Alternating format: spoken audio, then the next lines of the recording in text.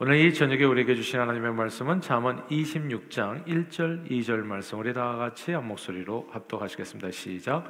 미련한 자에게는 영예가 적당하지 아니하니 마치 여름에 눈 오는 것과 추수 때에 비 오는 것 같으니라. 까닭 없는 저주는 참새가 떠도는 것과 제비가 날아가는 것 같이 이루어지지 아니하느니라. 아멘. 혹시 여러분 가운데 축구를 좋아하시는 분들은, 남자분들은 다 아시겠습니다. 여성분들은 좀 죄송한데요, 축구 얘기를 좀 하겠습니다.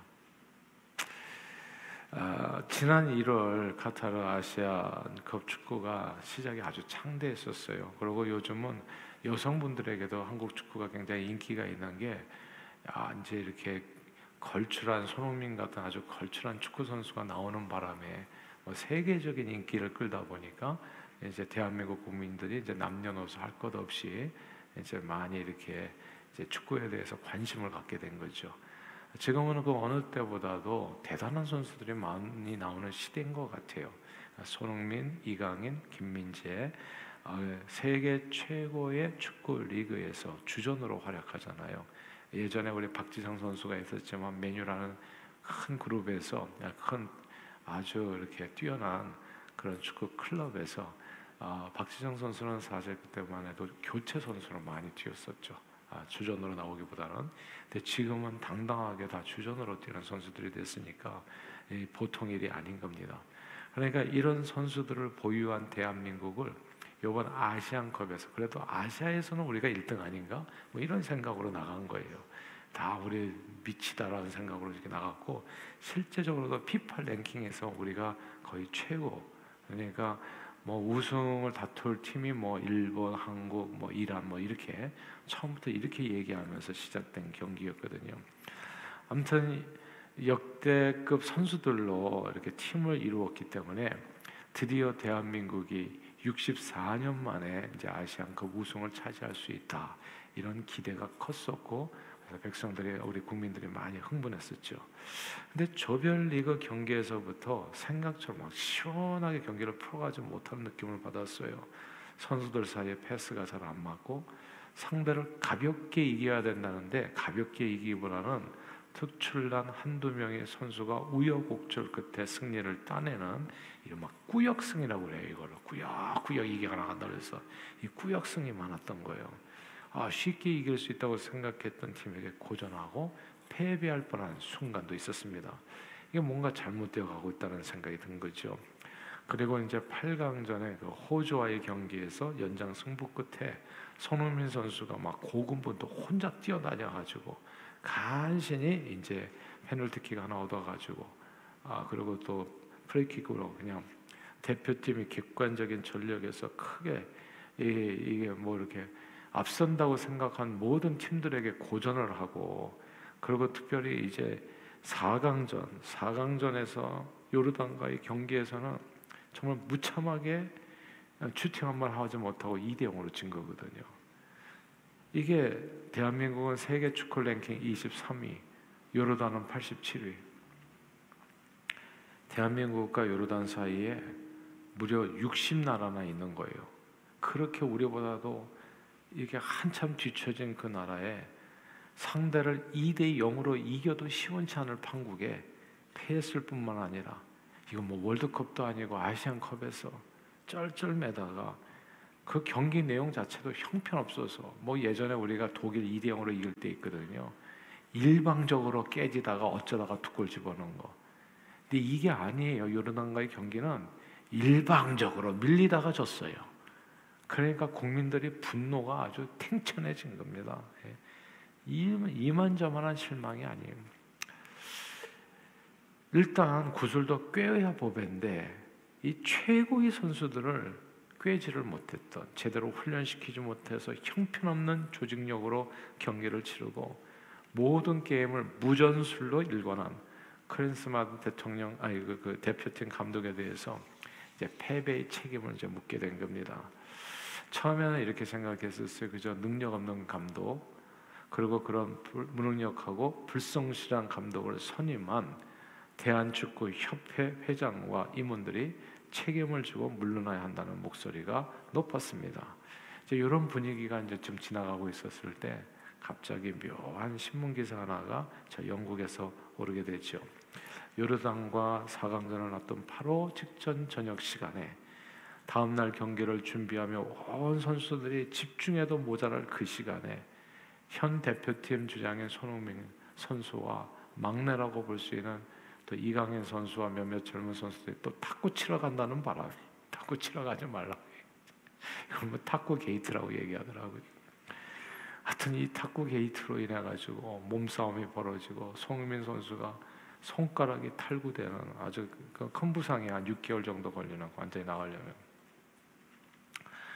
그리고 이렇게 기사가 떴는데 또 대한축구협회에서 또 막바로 또 인정을 하는 진짜 그 일이 있었다. 그래가지고 이 일파만파가 된 거예요. 이 소식이 진짜라는 얘기를 듣는 백성들이 국민들이 진짜 경악을 하게 된 겁니다.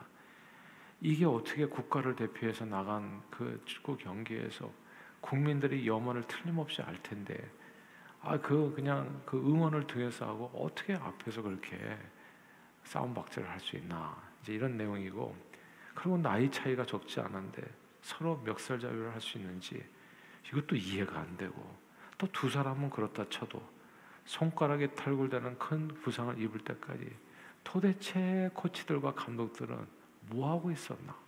강 건너 불구경하고 있었는지 참으로 다 그 자리에 있었다는데 어처구니가 없었던 겁니다. 이 소식이 불거지니까 나이 어린 이강인 선수가 주장의 말에 대들고 원팀이 되는 것을 방해해서 요르단과의 그 4강전에서 졌다고 생각하는 축구 팬들이 점점 늘어나면서 이강인 선수에 대한 비난 여론이 형성돼서 막 이강인 치킨도 안 사 먹겠다고 그러고 난리가 난 거예요. 걔 얼굴도 보기 싫다고 그래가지고 다 내리고 한국은 진짜 무섭더라고. 한번 여론이 그렇게 옛날에 무슨 한국의 법 위에는 헌법 위에는 여론법이 있다고 그러는데 진짜 헌법이 여론법이 있다는 생각이 들어요. 진짜 무시무시해요. 여기서 뭐 지금 이강인 다시 군대 보내라는 얘기도 있으니 정말 그 여론법이 통과되면 큰일 날 것 같아요. 걷잡을 수 없어요. 순식간에 어린 선수의 앞날이 깜깜해져 버렸어요. 그리고 이강인 선수에 대한 이슈가 이렇게 커지게 되면서 놀랍잖아요, 여러분. 클린스만과 그를 선임한 대한축구협회 회장과 임원들에 대한 대중들의 관심이 약해진 거예요. 그러나 오늘날 손흥민, 이강인을 비롯해서 아시안컵 4강 패배의 그 원인은 절대적으로 선수 책임이 될 수는 없어요. 아주 중요한 이유가 왜 선수 책임이 아닌지 선수가 책임질 수가 없는 것이 그 선수들을 선발하는 사람들이 감독이기 때문에 그래요. 그리고 선수들을 내보내서 축구하게 하는 사람이 감독이에요. 그 무전술에다 불성술에다 또 그 선수 이 단합이 서로 간에 이렇게 싸움 말리고 이것도 감독이 하는 일이에요. 소통하는 일도. 근데 감독이 있었는데 감독이 없는 거랑 너무나 똑같은 일이 벌어진 거야. 그러니까 유치원에요. 선생님이 없으면 어떻게 되는지 아세요? 자기네들끼리 싸워요. 진짜 막 탈골되고 넘어지고 머리 깨지고 그래요. 선생님이 왜 있냐고요, 거기에. 선생님이. 애들은 잘못이 없어요. 근데 애들이 잘못이라고 얘기하는 거예요, 지금. 이게 얼마나 우스운 현상인지 아세요? 그리고 그 애들을, 요가 이제 예를 아주 쉽게 들면 5살짜리하고 2살짜리가 있었는데 2살짜리가 5살짜리 밀어가지고 5살짜리가 펄펄댔다는 거야. 그러니까 이 2살짜리 이 얘를 갖다가 아주 혼내줘야 된다는 거야, 어른들이. 근데 거기에 선생님들이랑 다 있었다고요. 뭐 하고 있었냐고.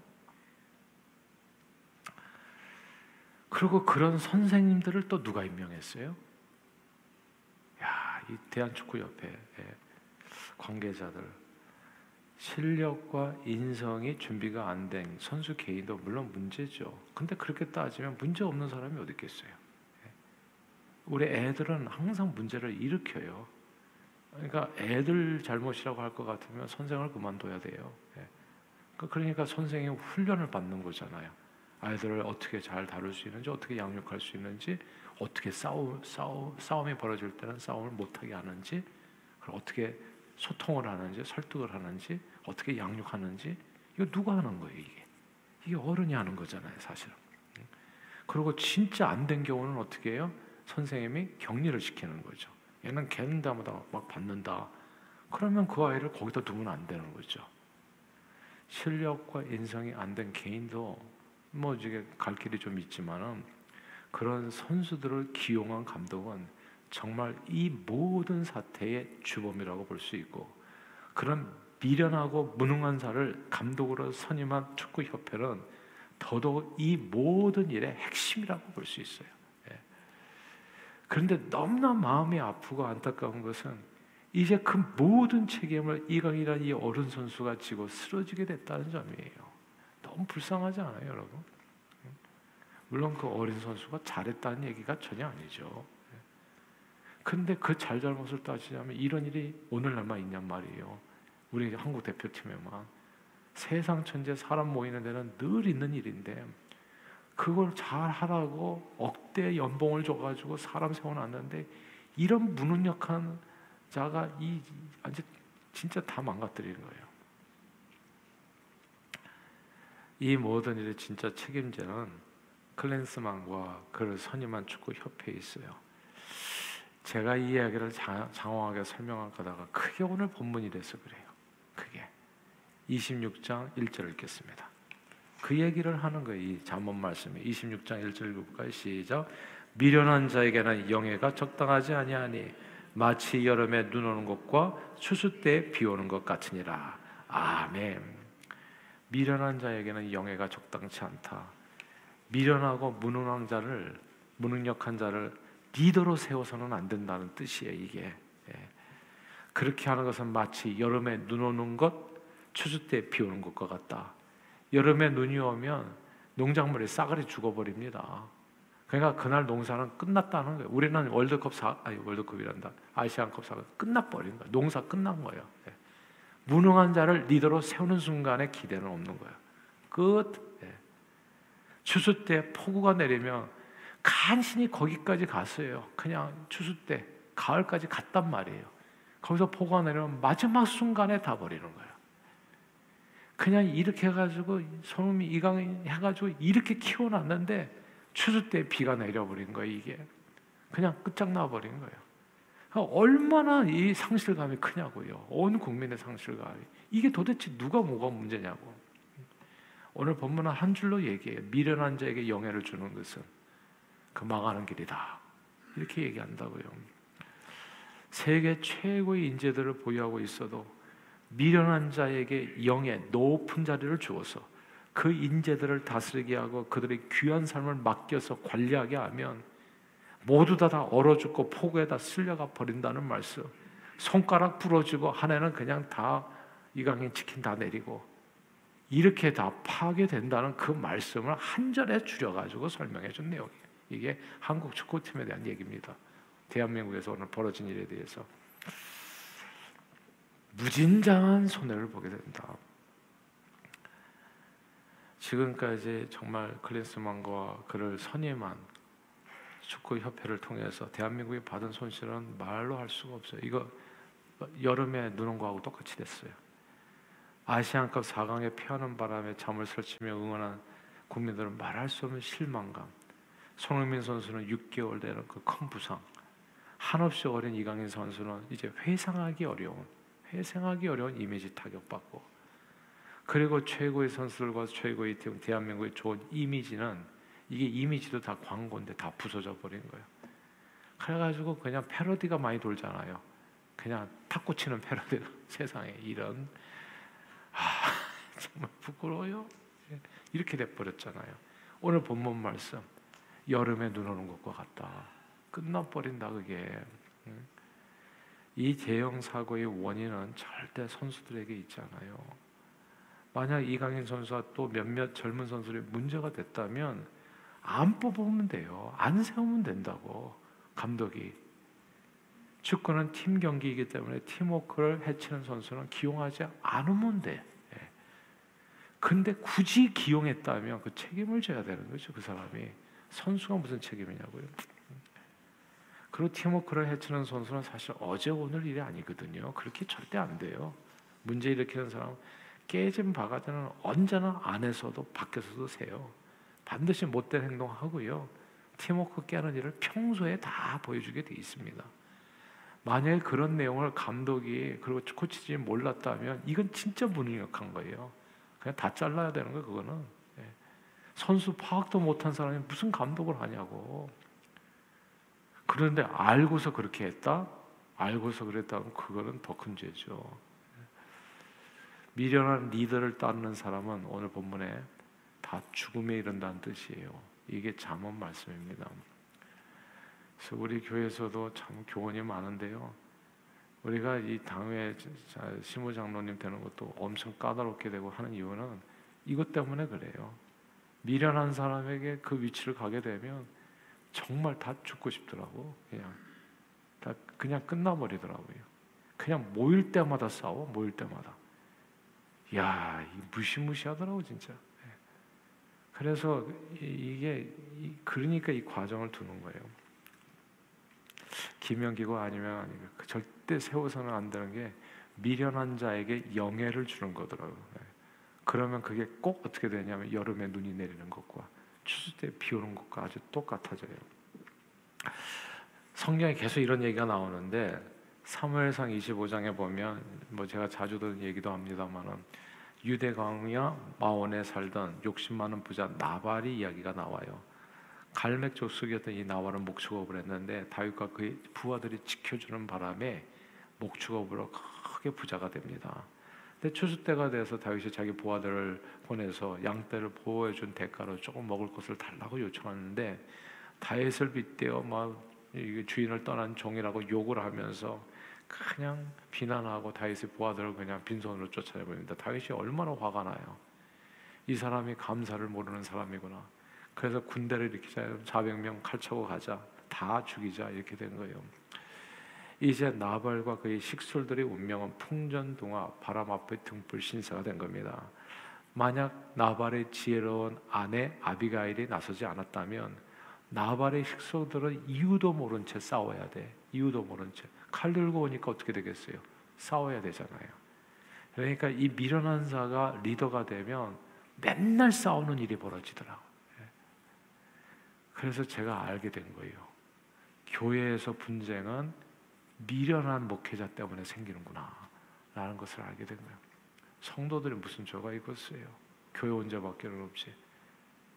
근데 미련한 사람이 앞에서 이렇게 잘 못하다 보니까 싸움도 못 말리고 강 건너 불구경하고 하다 보니까 그러니까 문제가 돼요. 이 나라가 왜 싸우냐 가만 보니까 대통령이 미련한 사람이 되면 맨날 싸우더라고.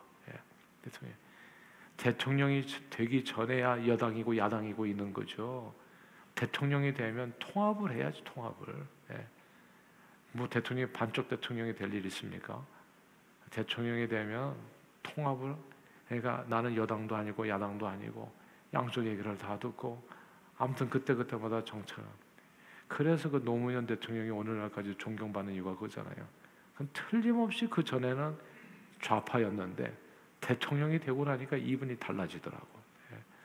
이쪽 얘기도 듣고 저쪽 얘기도 듣고 하면서 대한민국의 미래를 위해서 애쓰려고 하는 싸움을 그치려고 애를 썼잖아요. 김대중 대통령이 오늘날까지 존경받는 이유가 뭡니까? 그분도 당연히 좌파지. 근데 그럼에도 불구하고 그때 모든 대통령들 다 모셔다가 같이 밥 먹고 한 사람도 감옥 가지 않고 어떻게든 통합하려고 애를 썼잖아요. 요즘 건국전쟁이라는 영화 나왔는데 그건 우리 교회 교인들 다 가서 봤으면 좋겠어요. 나는 우리 한국 대통령들의 훌륭한 점을 보고 살았으면 좋겠어요. 그래야 우리 자녀들에게도 뭐가 그래도 부끄럽지 않지 않겠어요. 우리는 그냥 이 대통령 이것 때문에 문제고 저것 때문에 문제고 우리 애들에게 해줄 얘기가 없어. 너무 부끄러워. 근데 생각해보면 진짜 잘했던 부분들, 최선을 다했던 부분들이 있거든요. 아무튼 앞에서는 리더에 따라가지고 따라가는 사람들이 하나가 될 수도 있고 이게 정말 서로 목숨을 건 싸움이 벌어질 수도 있고 나발이라고 하는 이 미련한 리더 때문에 다 죽을 뻔했어요. 그 아래에 있는 사람들 자기가 왜 싸우는지도 모르고 칼창 들고 나와서 싸울 판이었거든요. 무능하고 불성실하고 미련한 리더는 자기 영역에 있는 사람들이 서로 치고받고 싸움 모두 죽음에 이르게 할 수 있어요. 열왕기상에 보면 아합 왕과 이세벨 이야기가 나오는데 이스라엘 역사상 아주 최악의 커플입니다. 최악의 리더예요. 이 사람들이 최악인 게 뭐냐면 여기서 맨날 싸움밭이 벌어지는 거예요. 그러니까 이 미련한 리더가 되면 그냥 열매를 못 맺어요. 아합과 이세벨은 온 이스라엘 백성들이 음란하게 바알과 아세라 신을 섬기게 해가지고 맨날 싸움박질 벌어지는 거예요. 그러니까 여호와의 신을 섬기는 사람과 이방 신을 섬기는 사람들과 맨날 싸워 그 나라가. 그래가지고 850명이 피를 흘려 죽었잖아요. 그 아까운 백성들의 목숨이. 그러니까 이 리더가 무섭더라고요. 리더가 나는 아니지 그렇게 생각하시면 안 돼요. 가정에서도 부모가 어떻게 하느냐에 따라서 어떤 리더냐에 따라서 형제들이 싸웁니다. 사실은. 그러니까 제가 유언장 잘 써도 다 끝내라고 말씀 자꾸 드리는 게 지혜롭게 하셔야 돼요. 그냥 갑자기 탁 하면은 그것 싸움 마지막 남은 게 유산이 형제 간에 의갈르는 걸로 끝나버릴 수 있어요. 인생이. 리더가 그러니까 그게 되게 중요한 거예요. 미련한 자가 영예가 있으면은 진짜 가정이 무너지게 돼 있습니다. 최악의 리더. 아합 왕 시대에 그래서 이스라엘 전쟁이 많았고요. 아합은 수많은 자기 백성들을 전쟁터로 밀어넣어서 죽게 했고 자기 자신도 역시 전쟁터에서 목숨을 잃었습니다. 미련한 리더는 자기와 자기를 따르는 모든 사람들을 죽음에 이르게 할 수 있어요. 그러므로 공동체가 사는 방법은 미련한 자에게 영예를 주지 않고 지혜로운 자들이 리더가 될 수 있도록 하는 겁니다. 2002년에 뭘 잘했냐면 그때 월드컵 때 우리가 4강 신화를 이뤘잖아요. 이번에는 아시안컵 4강 신화를 이뤘고 이게 진짜 신화예요. 이렇게 4강까지 먹을 게 아니라 1등을 하는 게 그게 정상이에요. 이건 진짜 신화야. 그때 월드컵 4강을 이룰 수 있었던 이유가 여러 가지 요인이 있겠지만 무엇보다도 우리가 다 의뢰하는 게 히든크라는 걸출한 감독 때문이죠. 그 지도력 아래에서 감히 꿈에도 꿀 수 없는 자리까지 이르게 됐고 그 이후로 박지성, 설기현, 기성용, 이청용 선수 등 히딩크 감독 안에서 축구를 했던 선수들이 대거 유럽 무대에 진출하는 쾌거를 이룰 수 있었거든요. 그때도 이강인처럼 통통 튀는 선수가 있었잖아요. 여러분 아시는 분이 이천수라는 선수가 있어요. 이름도 이천수 선수, 훌륭한 선수죠. 근데 선배들에게 치고받고가 아니라 말을 그렇게 이렇게 선배들의 귀에 거슬리는 얘기를 하고 행동도 그래가지고. 근데 그거를 감독이 그때 다 아울렀잖아요. 이 차이가 그거예요. 그런 선수는 항상 있어요. 옛날에도 있었고 지금 앞으로도 있을 거고. 근데 그거를 감독이 딱 잡았잖아요. 축구는 감독놀이라는 말이 있듯이 감독 선임이 그래서 무엇보다 중요해. 축구만이 아니더라고. 가정도 교회도 이 세상의 모든 단체들도 그 구성원들이 또 다른 차원으로 성공과 승리와 축복을 경험하려면 충성된 리더를 잘 선택하는 것이 무엇보다 중요합니다. 그러나 충성된 리더를 선택하는 것 제가 계속 얘기하는데 이것보다 더 중요한 게 내 자신이 충성된 리더가 되는 거예요. 내가 나로 인해 가지고 우리 가정이, 나로 인해서 우리 교회가 항상 이 생각을 하면서 살아야 되는 겁니다. 나 때문에 나는 어떤 영향력을 미칠 것인가? 나는 싸움을 붙이는 사람인가? 아니면은 사람을 화평케 하고 모든 사람으로 하여금 성장하게 하는 사람인가? 이걸 늘 생각을 하면서 살아야 된다는 거죠. 충성된 리더가 되려면 내가 본받아 따를 만한 더 충성된 리더가 있어야 됩니다. 히딩크 감독이 얼마나 훌륭했냐? 그거는 그분이 남긴 유산을 보면 알아요.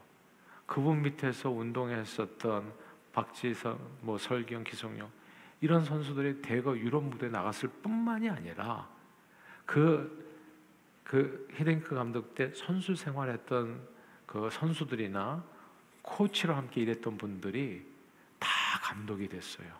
진짜 명장들이 됐어요.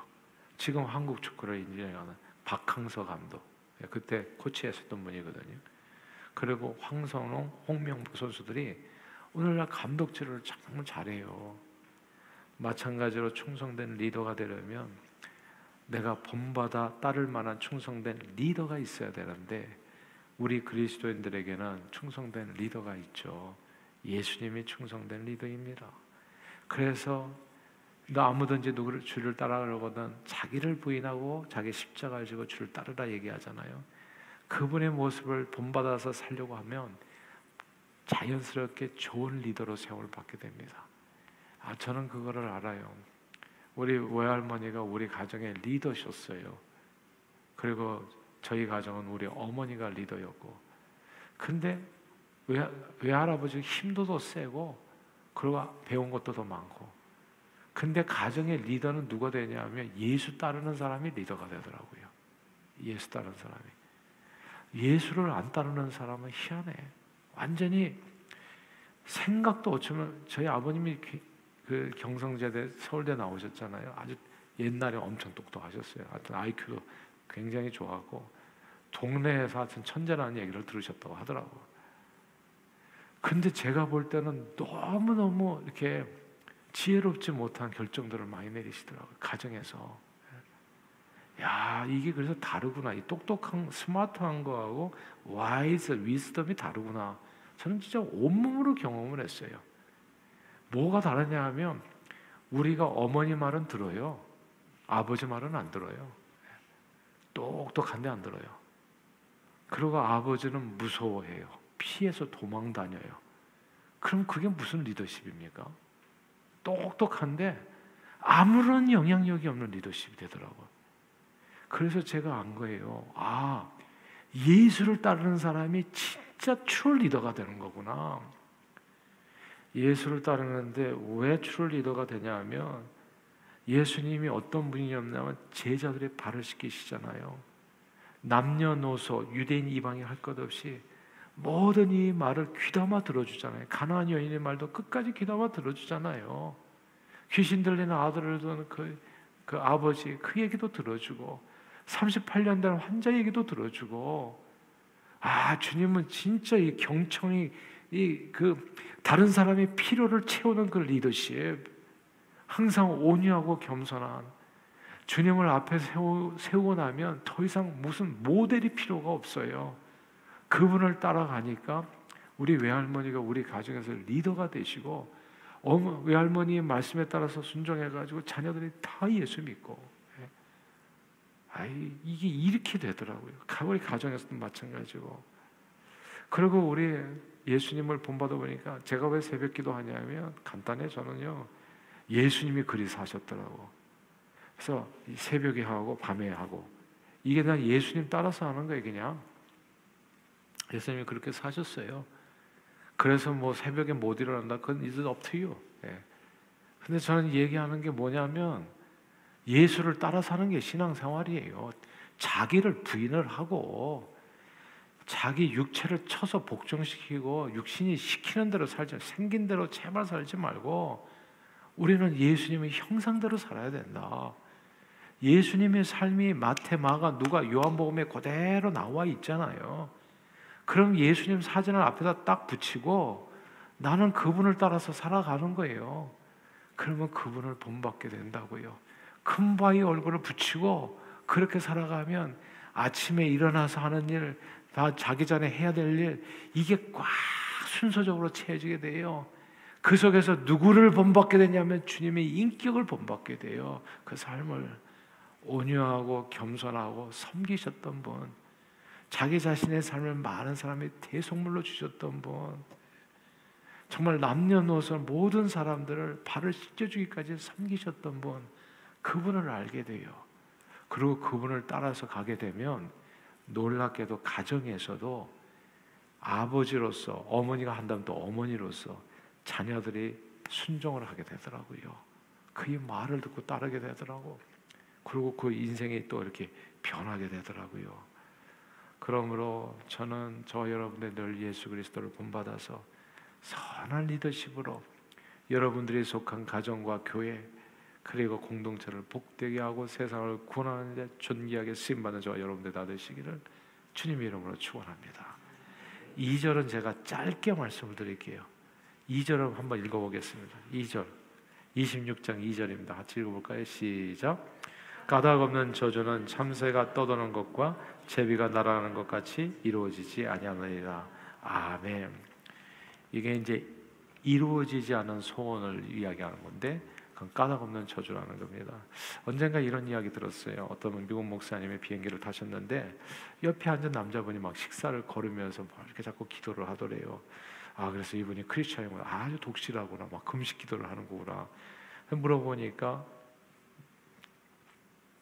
그분 대답이 저는 크리스찬이 아니라 사탄 숭배자라고 얘기하더라는 거죠.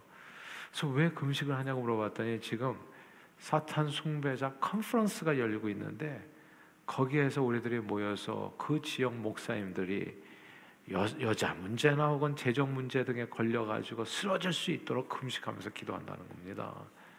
이런 사람들이 진짜 있어요, 미국에. 그리고 제가 샌프란시스코에 있을 때 거기에 사탄 숭배자 교회가 있었습니다. 이제 이런 게 있어요, 진짜. 말도 안 되는 사람이 없을 것 같은데 있어요, 세상에는. 근데 이런 사탄 숭배자들이 저주 기도 궁금하지 않아요? 그 저주 기도가 이루어질까요?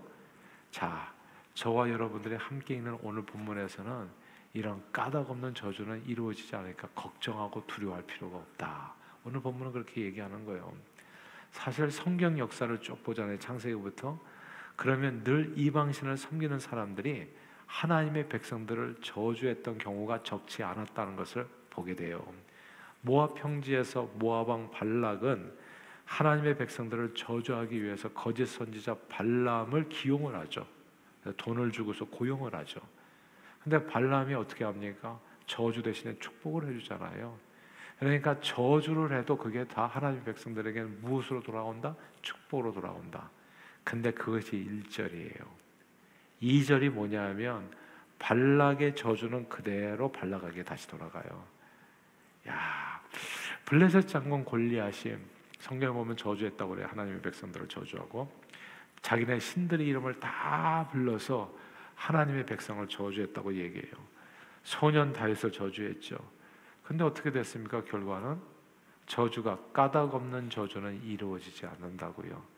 오히려 돌파매질에 한 대 맞고 쓰러져서 죽고, 그리고 블레셋의 그 모든 하나님 백성들에 대한 저주는 그들에게 몽땅 다 임해서 전쟁에서 큰 패배를 당하게 됩니다. 예전에 교회 분쟁이 있으면요, 막 교회 안에서 막 서로 이렇게 좋지 않게 이렇게 기도하는 그런 일이 있었어요. 저주 기도라고 그러나 그런 일은 부끄러운 일이고 절대 있어서 안 되고, 그 왜 있어서 안 되냐면 저주하는 그게 다 그대로 돌아와요. 차라리 다 포기하고 다 떠나세요. 그냥 싸우는 데 있으면 안 돼. 그것도 다, 그러니까 목회자들이 그런 일들을 부끄럽게도 그냥 자기 자리, 그게 하나도 중요한 게 아닌데 그래서 벌어지는 부끄러운 일들인데, 아무튼 저주 기도는 이루어지지 않을 뿐만 아니라 자기에게 돌아온다는 것을 우리는 꼭 기억해야 됩니다. 시므이 아들 압살롬을 피해서 도망가는 다윗 왕을 저주하잖아요. 근데 그의 저주가 오히려 자기 머리에게 돌아가서 솔로몬 왕 때 죽임을 당하게 됩니다. 하나님께서는 하나님의 사람 아브라함에게 이렇게 말씀하셨어요. 너를 축복하는 자를 내가 복 주고 너를 저주하는 자에게 저주가 임하리라 말씀하셨습니다. 우리 입술의 열매를 지으시는 하나님께서는 까닭 없는 저주를 퍼붓는 자에게는 그 저주가 자기 머리로 돌아가게 하고 하나님의 백성을 축복하는 자에게 복이 임하게 돼요. 그러나 성경은 원수도 사랑하고 너를 핍박하는 자를 위해서 복을 빌어주라고 얘기해요. 우리 입에서 나오는 모든 말은 축복이 되게 하세요. 그러면 그게 돌아오는 거예요. 사람 믿다고 해서 저주 기도를 한다든지 하게 되는 날에는 그게 내게로 돌아온다 잊지 마시기를 바래요. 그래서 까닭 없는 저주는 안 이루어져요. 우리가 저주하는 까닭은 그게 좀 얄미우니까 그게 이루어져서, 날 버리고 가시는 님은 심리도 와서 발병 났으면 똑 부러져라, 이제 이건데, 그 발이 부러지는 게 아니라 내 발이 부러지니까, 자기 발이 부러져요. 그러니까 내 입에서 오늘 결단을 내리세요. 그런 저주 하나도 안 이루어지니까 내 입술은 앞으로 저주하고 살지는 않으리라. 여러분도 아마 살다 보면 원수가 한두 명쯤은 생기지 않아요? 밖에서 안 생기면 가정에서 생기더라고 보니까. 아무튼 하나님께서 그런 기회를 주세요. 저주할 수 있는 기회가 아니라 시험이죠. 그랬을 때 남편이나 아내나 부모나 자식이나 정말 원수 같은 사람이라고 할지라도 저주하지 마세요. 그러면 큰일 나요, 여러분. 그게 그대로 돌아와요. 그래서 어떻게 하면 상대를 고치냐면 축복해 주세요. 축복해 주면 한 두어 가지 일이 일어나는데 이렇게 되더라고요. 축복해 주면 그 사람이 진짜 복을 받아요. 그래서 삶과 인격이 변해서 천사처럼 변해가지고 개과천선해서 정말 훌륭한 아빠가 되든지 남편이 되든지 자식이 되든지 그래요. 첫째, 축복 기도해 주면 안 변해? 그러면 그 사람이 다리가 똑 부러지더라고요. 그래서 변하게 하더라고요. 그래도 안 변해? 그러면 하나님이 데려가시더라고요. 내 눈에서 그냥 사라지게 해주시더라고요. 근데 내가 저주하면 어떻게 되겠어요? 하나님께서 하실 일이 없어요. 내가 저주하면 하나님이 하실 일이 없을 뿐만 아니라 내 삶이 망가져요. 저주하는 그 사람의 삶이 반드시 망가집니다. 그래서 하지 말라는 거예요. 그게 지혜가 아닙니다. 하루 이상 분을 내어도 품지 말라고 얘기해요. 하루 이상 마음에 원한 품고 살지 마세요. 내 마음은 항상 사랑과 기쁨이 넘치게 하시고 축복에 넘치게 하십시오. 그리고 그것을 자꾸 선포를 하세요. 너를 축복하는 자를 내가 복주며 하나님의 나라가 이루어집니다. 예수님 말씀, 누구든지 대접을 받고자 하는 대로 남을 대접하라. 너희 헤아리는 헤아림으로 헤아림을 받는다 말씀했습니다. 그러므로 이루어지지 않은 저주, 그리고 자기 머리로 돌아오게 하는 무서운 저주의 입술은 꽉 다무시고 축복을 선포하는 입술을 여십시오. 그러면 그 입술의 열매에 따라서 누가? 내가 복을 받아요. 내가. 그게 오늘 본문입니다. 까닭 없는 저주는 이루어지지도 않으니까 그거 쓸데없는 저주하지 말고 축복해서 실속을 챙겨라. 네 인생 복 받고 잘 살라. 그것이 오늘 본문이 주는 교훈인 겁니다. 그러므로 까닭 없는 저주를 버리시고 늘 서로 축복하는 말로 복된 삶 누리시는 저와 여러분들이 다 되시기를 주 이름으로 축원합니다. 기도하겠습니다. 하나님 아버지, 오늘 주신 하나님의 말씀을 기억하면서 늘 예수 그리스도를 본받아 선한 리더십으로 우리가 속한 가정, 교회, 공동체 복되게 하고 세상 구원하는 데 존귀하게 쓰임받으며 또한 우리가 까닭 없는 저주를 버리고 늘 서로 축복하는 말, 축복하는 입술의 말로 복된 삶 누리는 저희 모두가 되도록 성령님 우리의 삶을 온전히 주장해 주옵소서. 예수 그리스도 이름으로 축복하며 기도하옵나이다. 아멘.